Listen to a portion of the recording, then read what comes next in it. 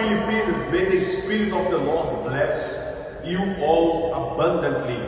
Welcome to one more program, Spiritual SOS. It's a pleasure to stay with all of you. By the way, share the link of this program with your friends, with your family members. Let them know about this great program to inspire them with testimonies and the words of faith. Today, I want to encourage you all for the last event of the year 2024. We are approaching to the end of one more year. How was this year for you? How it was for you? Was a good year? Was a bad year? Regardless what happened throughout of this year, I have this special invitation, as you can see here on the TV. The night vigil of the family, the New Year's Eve.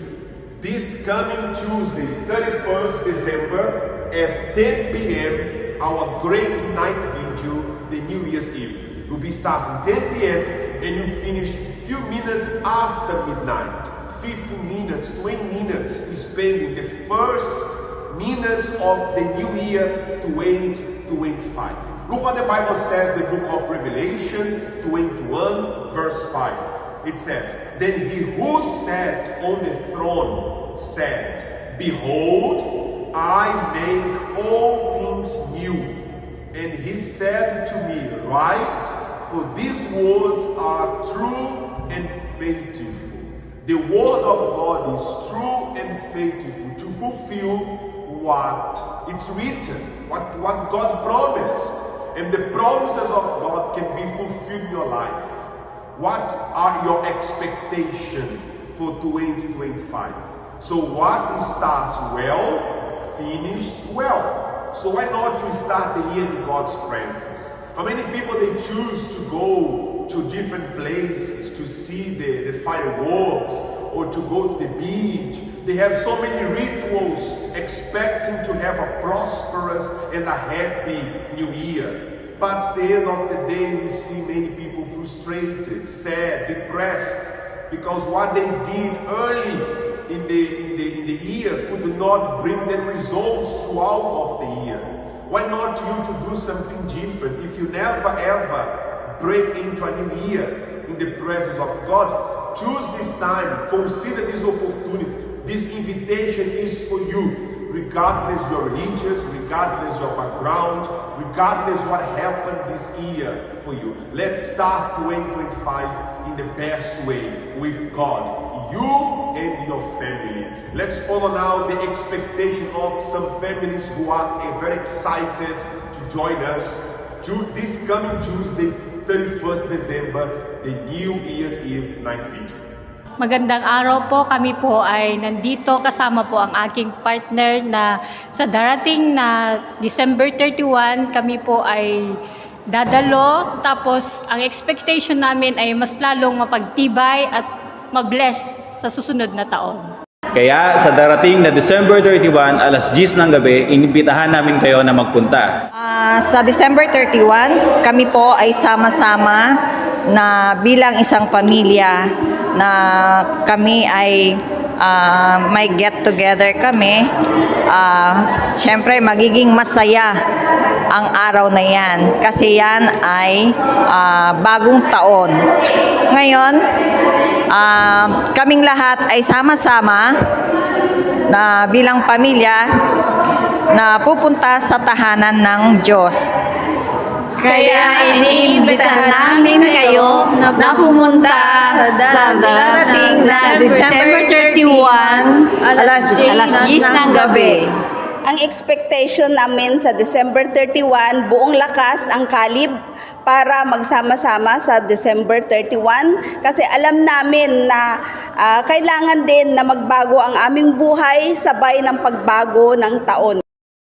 Kaya iniimbitahan namin kayo na pumunta sa 31, alas 10 ng gabi. Hi po, ako si Jane. Kasama ko yung mama ko, yung kapatid ko at yung pinsan ko. At handang-handa na kami para sa night vigil in the shelter of the Most High this coming December 31 at 10 p.m. At aaten kami dito sa Marikina kasi tuwing December 31. Dito kami sineselebrate yung katapusan ng taon at pagpasok ng bagong taon. At nakikita namin na kami, yung buong taon namin ay talagang pinagpapala. Nandun yung kalakasan, yung proteksyon sa buong pamilya namin. Kaya iniimbitahan ka rin namin na umpisahan yung bagong taon sa presensya ng Diyos kasi naniniwala ako na ikaw at yung pamilya mo sa bagong taon ay magiging pinagpala din. Antayin ka namin. See you! Very well, as you saw, we have couples, we have families, we have children, we have people in our church very excited and looking forward for the great event, the last event of the year, 31st, the New Year's Eve night vigil. 10 p.m. Don't worry about transportation, the time. Make a way to join us. We have our church will be open anyway. If you have been struggling with transportation after the night vigil, we can make a way to help you. We are doing all things possible for you and your family to come and enjoy and spend the last hours of this year and the first minutes of the new year in the presence of God. Because you need God every day. We don't need God only certain times. One month, 1 day, 1 hour, one week, or the holiday. We need God every single day, araw-araw, throughout of 2024, 25, that your year shall be successful and a blessing. I have in my hands the paper. This paper is the flyer where people, they will write down their New Year's resolutions. And they'll bring with them this Tuesday for us to break into a new year and present on the altar of God our projects for 2025. Because together we will be unstoppable. You and your family. Nothing and no one will stop you. No problem, no challenge will stop you. You shall have a blessed 2025. If you choose to put God first, without doubt, you shall succeed. Problems will come, but the victory for sure will be coming to your life and you have great testimonies. So get ready. Let's now follow more testimonies. I'll be back with you saying a very special prayer. Nagkaroon ako ng COVID at nagsimula akong mahirapan huminga. Tinakbo ako sa ospital at habang hinihintay ko yung doktor ay nagkaroon din ako ng panic attack. Naalala ko nung oras na yon, binigay ko yung buhay ko sa Diyos. Sabi ko, Panginoon, tanggapin mo itong buhay ko kasi mamamatay na ako. Lumaki ako sa Kristiyanong pamilya at yung nanay ko ay nagsimula siyang pumunta sa Simbahang Universal. Naalala ko nung nagkasakit yung nanay ko at yung sakit niya ay hindi nagagamot. Pero ginamit niya ang kanyang pananampalataya. Gumaling siya. Ginamit niya yung pananampalataya niya. Pinagpala siya. Sumasagana siya. Ikinasal siya sa mabuting lalaki. Ang akala ko, ang maging Kristiyano ay ganun. Maging masagana, magkaroon ng mga bagay mula sa Diyos. At sa ganong paraan ako lumaki. Nakilala ko yung asawa ko sa eskwelahan. Nakilala ko yung taong gusto ko, kaya nagpakasal kami sa simbahan. Pag yung mga tao titingnan nila yung marriage namin, iisipin nila na magandang samahan nila, masaya sila. Pero yung totoo, hindi talaga ganun. Wasak yung relasyon namin. Madami kaming pag-aaway. Yung marriage namin ay hindi talaga maayos. Nagdesisyon ako na mag-focus sa kasaganahan ko. Sinusubukan kong magkaroon ng magandang trabaho. Hindi tumagal, lumipat kami ng bansa. Nagdesisyon kami na lumipat sa bansa, kaya pumunta kami sa US. At yun na nga ang pinakamasamang pangyayari sa buhay ko. Kasi yung mga oras na nandun ako, parang 1 taon na akong hindi nakakapanood ng service sa church para manalangin, para pagtuunan ng aking spiritual na buhay. Nagpupursige lang ako para sa aking pinansyal. Marami akong sinubukan para magkaroon ako ng pera. Nagpatayo ako ng negosyo at ng kung ano-ano pa. Hindi ako nagtagumpay sa lahat ng ginagawa ko. Naalala ko, gumagawa ako ng maraming kadena ng panalangin sa simbahan para sa aking pinansyal na buhay. Pero kapag hahanapin ko na ang banal na espiritu para sa aking kaligtasan, hindi ko ito ginagawa ng maayos. Pumunta ako sa US para magkaroon ako ng magandang buhay. At 1 taon na akong nasa US pero walang connection sa Diyos. Nawala yung connection ko sa Diyos. Kaya yung asawa ko ay pumunta rin sa US at sinabi niya sa akin na hindi nagiging maayos ang buhay namin. Nakatuon lang kami sa pera.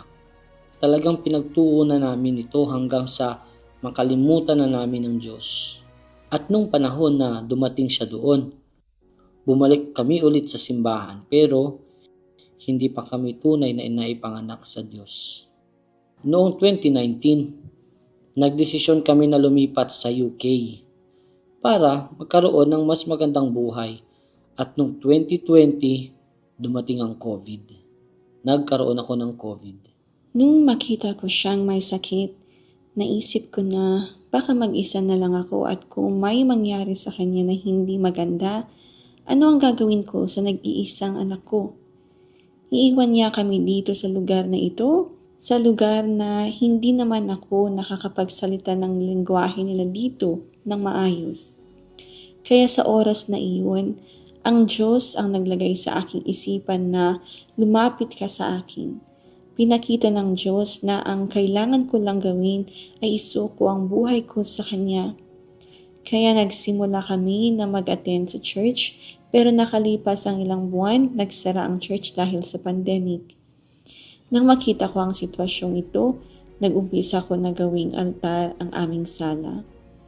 Kaya sa oras na iyon, nagsimula ako na ibigay sa Diyos yung buhay ko. Bumalik ulit ako sa Brazil para doon magpagamot kasi nung panahong iyon, napakahirap sa UK kaya bumalik ako ng Brazil. Pumunta ako sa simbahan para magpabautismo at pagkatapos nun, marami pa rin akong problema sa aking kalusugan at sa Brazil na ako nagpagamot. 1 buwan rin ako doon at bumalik ako sa UK at na makabalik na ako sa UK, nagdesisyon ako na seryosohin na ang relasyon ko sa Diyos. Kaya pumunta ako sa altar at nagdesisyon na isakripisyo ang aking sarili. Ako at ang aking asawa ay pumunta sa altar at ang resulta ay nabautismuhan ako ng banal na Espiritu. Pinagtuunan ko iyon ng pansin ng mahigit sa 3 taon. Hindi iyon naging madali pero sinakripisyo ko ang aking sarili, pinagtuunan ko iyon ng pansin at pagkatapos nun, natanggap ko ang banal na Espiritu. Hindi ko makakalimutan ang araw na iyon. Ngayon, ang buhay namin ay isang pagpapala. Naging maayos ang relasyon ko sa aking asawa. Pinagpala kami ng 2 anak. At ngayon, pagkatapos naming unahin ang Diyos, natanggap namin ang mga pagpapala na galing sa Diyos. Nagkaroon kami ng bahay, may sarili kaming sasakyan, at lahat. Ang buhay namin ngayon ay masagana na at maayos na. At ang sakit ko sa tiyan ay nawala na, kaya nakakatulog na ako ng maayos. Kasi dati, hindi ako makatulog ng maayos. Ngayon, meron na akong kapayapaan. Punong-puno ako ng Espiritu ng Diyos. Nakita ko yung pagbabago sa aming pagsasama kumpara noon. At ngayon, ang pamilya namin ay nasa presensya na ng Diyos. Ginagawa kung ano ang hinihingi ng Diyos. At para malaman kung ano ang plano niya sa amin at kami ay masaya. Ang pinaka-importante sa akin ngayon ay ang banal na Espiritu. Nang mabautismohan ako ng banal na Espiritu, yun ang pinaka-importanting bagay na kailangang maintindihan at nagkaroon ako ng pagmamahal na magligtas ng mga kaluluwa. Alam mo yun, yung pagmamahal sa gawain ng Diyos.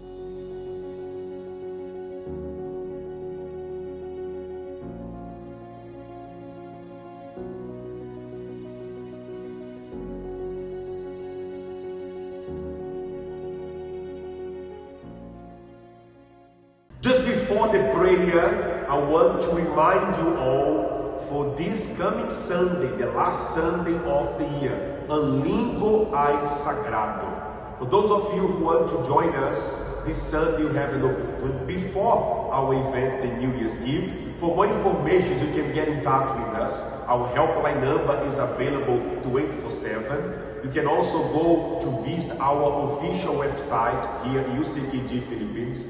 We have all the addresses of our branches all over Philippines. I'm speaking to you from our church in Muntinlupa. You who are watching us from Muntinlupa, our address is 678 National Road, Poblacion de Barangay, 3rd floor, the One Supreme Building above the Mercury Drive store. In a very easy and a good location. You can get in touch with us if you need more directions and the ways to arrive here. But anyway, here in Muntinlupa, it's a very well-known place. We are receiving people from many parts of Laguna, Batangas, you know, San Pedro, Santa Rosa, San Pablo, and also Sucat, Cavite. Many people are coming from Cavite. So you and your family are more than welcome to join us for these very special days. Also have our church in Mariquina, in Antipolo, in Nova Liches, Pasic.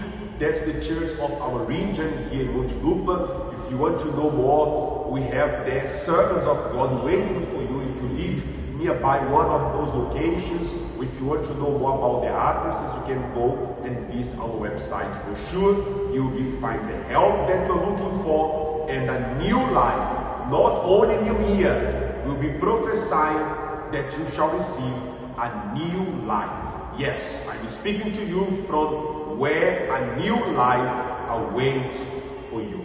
Let me pray. Close your eyes. Our Lord and Father, in the name of Jesus, coming to the end of our program, I prophesy from our church, those who are sick, those who are weak, those who are in pain, those who are suffering. Through this powerful prayer, they shall be set free. Lord, lift them up and transform their situation. We bless, God, all the families, all the couples, the children, the parents. They are preparing themselves to join us for the New Year's Eve. Let them have the strength, condition enough to join us and experience an amazing night in your presence. Because close to midnight, we will partake the Lord's Supper. We will surrender our all to you. We will leave the old life behind to experience not only a new year, but a new life, a new beginning. Lord, I surrender all into your holy hands. And I prophesy that this great night vigil, the New Year's Eve, shall be a blessing. And we shall have great testimonies, my God. For your honor and glory, those of you who are sick, be healed. I bless your water, I bless your family. In the name of Jesus Christ, and you what we shall say, amen. So everything has been prepared. It's up to you. The invitation we are sharing. And if you believe, if you accept, grab the opportunity and join us for a transformation of life. May God bless you all. Stay strong and bye-bye for now.